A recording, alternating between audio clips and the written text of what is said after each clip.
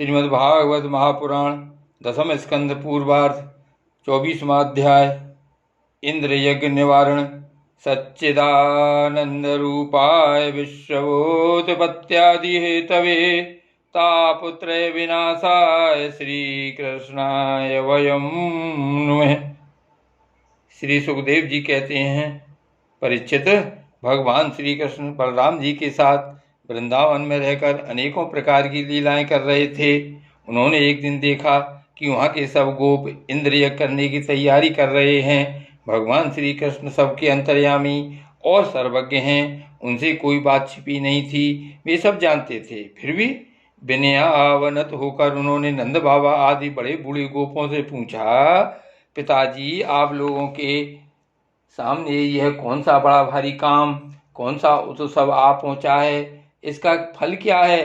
किस उद्देश्य से कौन लोग किन साधनों के द्वारा यह यज्ञ किया करते हैं? पिताजी, आप मुझे यह अवश्य बतलाइए।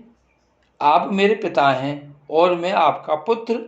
ये बातें सुनने के लिए मुझे बड़ी उत्कंठा भी है। पिताजी, जो संत पुरुष आज सबको अपनी आत्मा मानते हैं, जिनकी दृष्टि में अपने और पराये का भेद नहीं है, जिनका न कोई मित्र है, न शत्रु और न उदासीन, उनके पास छिपाने की तो कोई बात होती ही नहीं।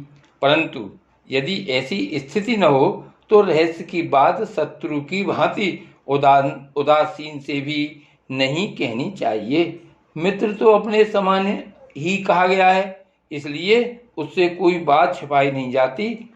यह संसारी मनुष्य समझे बेसमझे अनेकों प्रकार के कर्मों का अनुष्ठान करता है। उनमें से समझ बूझकर करने वाले पुरुषों के कर्म जैसे सफल होते हैं, वैसे वे समझ के नहीं। अतः इस समय आप लोग जो क्रिया योग करने जा रहे हैं, वह स्वहृदयों के साथ विचारित शास्त्र सम्मत है अथवा लौकिक ही है, मैं यह सब जानना चाहता हूँ। आप कृपा करके स्पष्ट रूप से बतलाइए। नंद बाबा ने कहा, बेटा, भगवान इंद्र वर्षा करने वाले मेघों के स्वामी हैं। ये मेघ उन्हीं के अपने रूप हैं। वे समस्त प्राणियों को तृप्त करने वाला एवं जीवन दान करने वाला जल बरसाते हैं। मेरे प्यारे पुत्र, हम और दूसरे लोग भी उन्हीं मेघपति भगवान इंद्र की यज्ञों के द्वारा पूजा किया करते हैं। जिन सामग्रियों से यज्ञ होता है, वे भी उनके बरसाए हुए शक्तिशाली जल से ही उत्पन्न होती हैं। उनका यज्ञ करने के बाद जो कुछ बच रहता है, उसी अन्न से हम सब मनुष्य अर्थ, धर्म और काम रूप त्रिवर्ग की सिद्धि के लिए अपना जीवन निर्वाह करते हैं।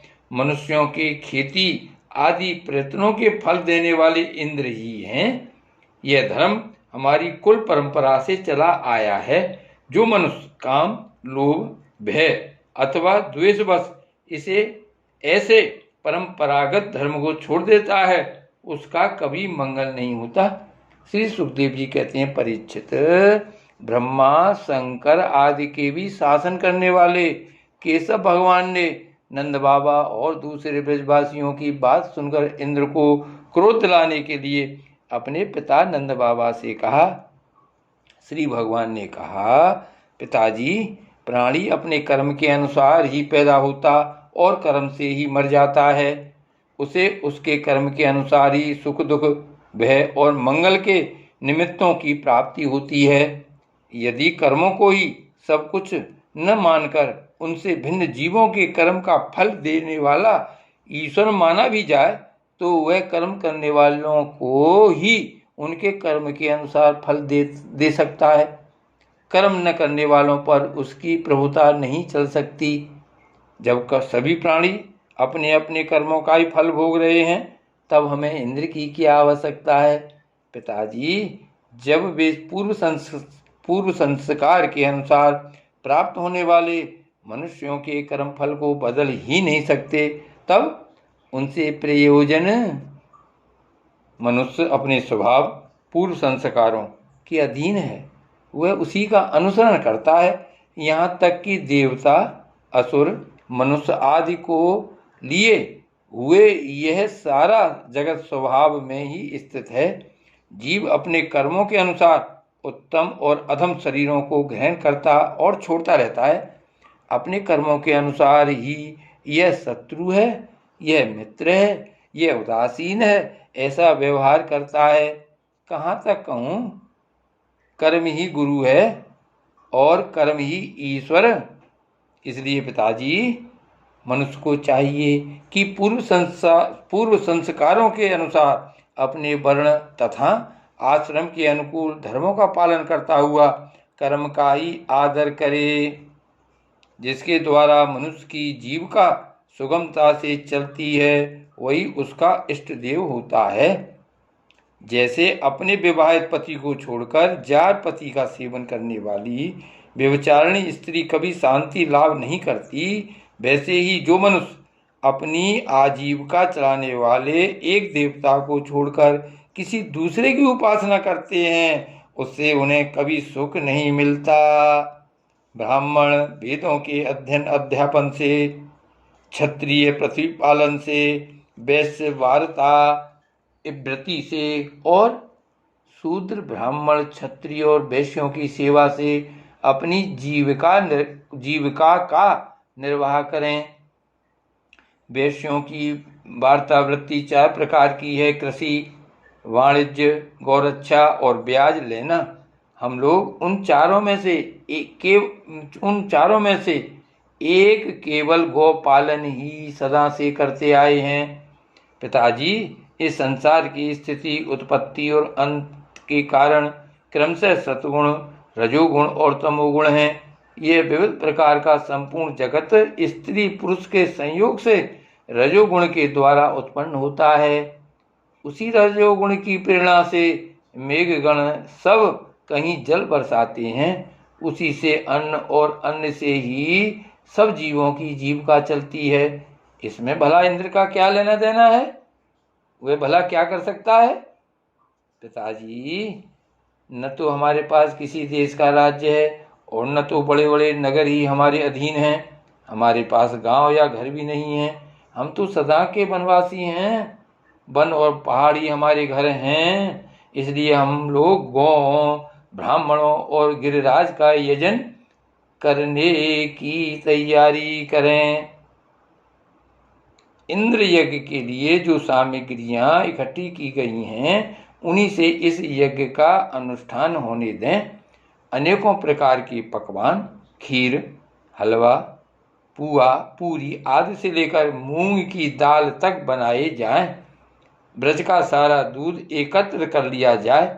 वेदवादी ब्राह्मणों के द्वारा भली भांत हवन करवाया जाए तथा उन्हें अनेकों प्रकार के अन्न, गौएं और दक्षिणाएं दी जाएं। और भी चांडाल, पतित तथा कुत्तों तक को यथायोग वस्तुएं देकर गायों को चारा दिया जाए और फिर गिरिराज को भोग लगाया जाए। इसके बाद खूब प्रसाद खा पी कर, सुंदर सुंदर वस्त्र पहनकर, गहनों से सज सजा लिया जाए और चंदन लगाकर गौ, ब्राह्मण, अग्नि तथा गिरिराज गोवर्धन की प्रदक्षिणा की जाए। पिताजी, मेरी तो ऐसी ही सम्मति है। यदि आप लोगों को रुचे तो ऐसा ही कीजिए। ऐसा यज्ञ गौ, ब्राह्मण और गिरिराज को तो प्रिय होगा ही, मुझे भी बहुत प्रिय है।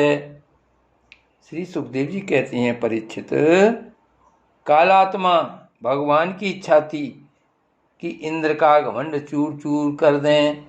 नंद बाबा आदि गोपों ने उनकी बात सुनकर बड़ी प्रसन्नता से स्वीकार कर ली।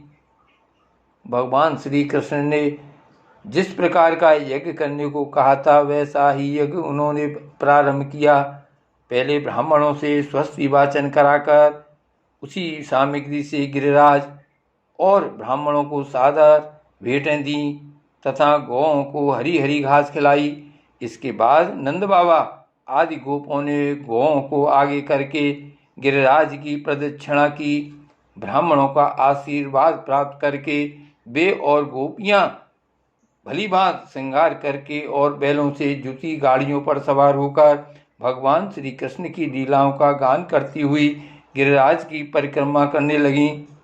भगवान श्री कृष्ण गोपों को विश्वास दिलाने के लिए गिरिराज के ऊपर एक दूसरा विशाल शरीर धारण करके प्रकट हो गए तथा मैं गिरिराज हूँ, इस प्रकार कहते हुए सारी सामग्री आरोगने लगे। भगवान श्री कृष्ण ने अपने उस स्वरूप को दूसरे ब्रजवासियों के साथ स्वयं भी प्रणाम किया और कहने लगे, देखो कैसा आश्चर्य है, गिरिराज ने साक्षात प्रकट होकर हम पर कृपा की है। ये चाहे जैसा रूप धारण कर सकते हैं। जो वनवासी जीव इनका निरादर करते हैं उन्हें ये नष्ट कर डालते हैं। आओ अपना और गौओं का कल्याण करने के लिए इन गिरिराज को हम नमस्कार करें। इस प्रकार भगवान श्री कृष्ण की प्रेरणा से नंद बाबा आदि बड़े बूढ़े गोपों ने गिरिराज, गौ और ब्राह्मणों का विधिपूर्वक पूजन किया तथा फिर श्री कृष्ण के साथ सब ब्रज में लौट आए। श्री गिरिराज महाराज की जय। श्री कृष्ण कन्हैया लाल की जय।